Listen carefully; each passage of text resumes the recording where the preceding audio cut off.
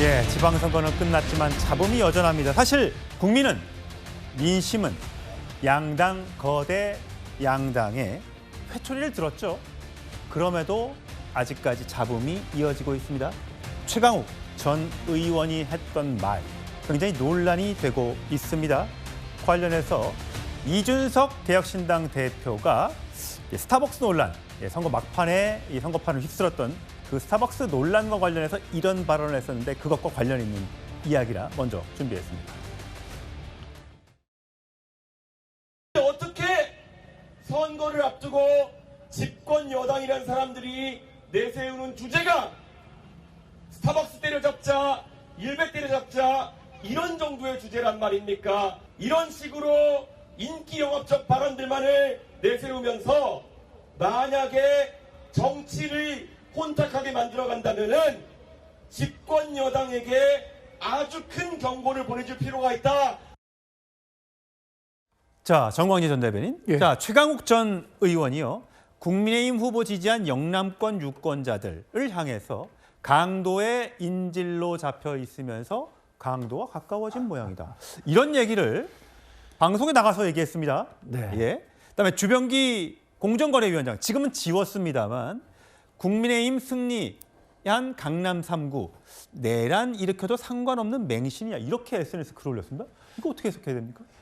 두 사람의 발언만 놓고 보면 민주당 후보를 찍으면 정상적인 대한민국 국민이고 국민의힘 후보를 찍으면 정말 비정상적인 대한민국 국민이다. 이렇게 이분법으로 나눠서 생각하고 있는 것 같아요. 특히 주병기 공정거래위원장은 국무위원으로서 대단히 부적절한 이야기를 한 겁니다. 본인이 지웠다고는 하지만 거기에 그런 글을 옮겼다는 것 자체만으로도 저는 국무위원으로서 공무원으로서의 정치적 중립 의무를 완벽하게 침해했다 이렇게 보고요. 최강욱 의원 같은 경우에는 전 의원 같은 경우에는 과거에도 이 국민의힘 지지자들을 상대로 해서 대단히 부적절한 발언들을 많이 해왔어요. 사실상 막말에 가까운 이야기를 했었는데 이번에 한 이야기도 마찬가지입니다. 국민의힘 후보를 찍은 영남의 유권자들을 대상으로는 정말로 뭐라 그럴까요? 정말 의식이 없는 사람이다. 이 정치 현실에 대한 인식이 전혀 없는 사람이다. 이렇게 매도하고 있는데 과연 이렇게 하는 것이 민주당이 본인들이 패한 것을 정당화할 수 있는 그런 주장이냐? 저는 그렇게 보지 않습니다. 방송인 최욱 씨가 했었던 이야기도 대단히 부적절하다고 봐요. 본인들이 가장 지고주선한 가치로 주장하고 있는 것이 뭡니까? 민주화 운동에서 본인들이 이뤘던 성과들 아니에요? 근데 그 성과를 자랑하는 분들이 어떻게 다른 주장을 하는 사람들에 대해서는 폭력적인 방법, 그러니까 탱크로 밀어버려서라도 이 사람들 없애야 된다. 이렇게 얘기를 할 수 있는지 모르겠어요. 저는 이게 민주당 대형 스피커들이 갖고 있는 일종의 선민의식 이런 것들이 계속해서 발현되고 있다고 봅니다. 예, 김지우 특보. 그러니까요.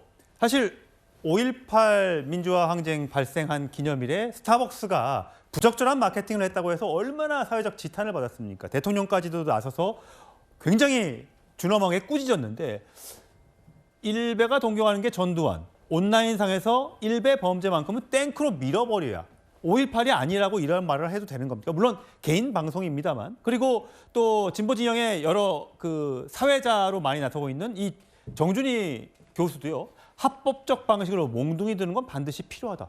자, 이 발언은 어떻게 해석해야 되는 거예요? 저는 같은 내용이라도 표현하는 방식에 따라서 상대방에게 받아들여지는 감도는 다를 거라고 봅니다. 지금 저 얘기가 뭘 얘기하는지는 알겠어요. 그러니까 지금 온라인상에서 굉장히 과격한 주장을 하는 사람들에 대해서 그러한 주장을 하지 말도록 하자라는 얘기를 할 수 있는 것이죠. 그러나 그런 주장을 하기 위해서 본인이 더 과격한 발언을 쏟아내고 있다? 이 부분에 대해서 이해할 수 있는 상황은 아닌 것 같다. 그러니까 말로써 천년빚도 갚을 수 있지만 말로써 그동안 쌓아놓은 이 공든탑도 한 번에 일순간 무너뜨릴 수 있는 것 아닙니까? 그런 차원에서 본인들이 좀 영향력이 있는 스피커들이다라고 생각하시는 분들은 발언에 상당히 신중을 좀 기해줬으면 좋겠다는 생각이 듭니다.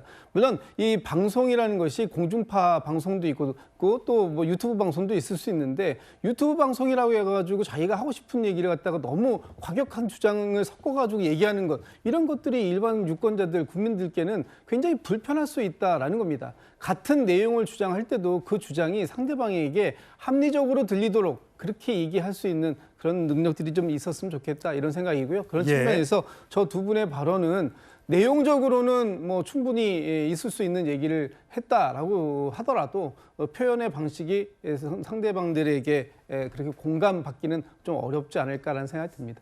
사실 여권에서는 극우 유튜버라고 하면서 그 발언에 대해서 또 그 행동에 대해서 굉장히 많이 비판을 해왔죠. 하지만 정작 본인들은 아무 말이나 강경한 발언을 쏟아내도 많은 지지층들한테 지지를 받으면 되지라고 오인될 수 있을 만한 발언을 하고 있기 때문에 지금 같이 욕을 먹고 있는 게 아닌가 싶습니다. 자, 왜냐하면 사실 이번 서울만 놓고 보면 지상파 3사 출구조사 결과 오세훈 서울시장이 20대 이하 30대에서 정원호 후보보다 높은 지지율을 받았습니다. 받았을 걸로 지금 예상이 되죠. 아직까지 공식적인 조사는 안 나왔으니까.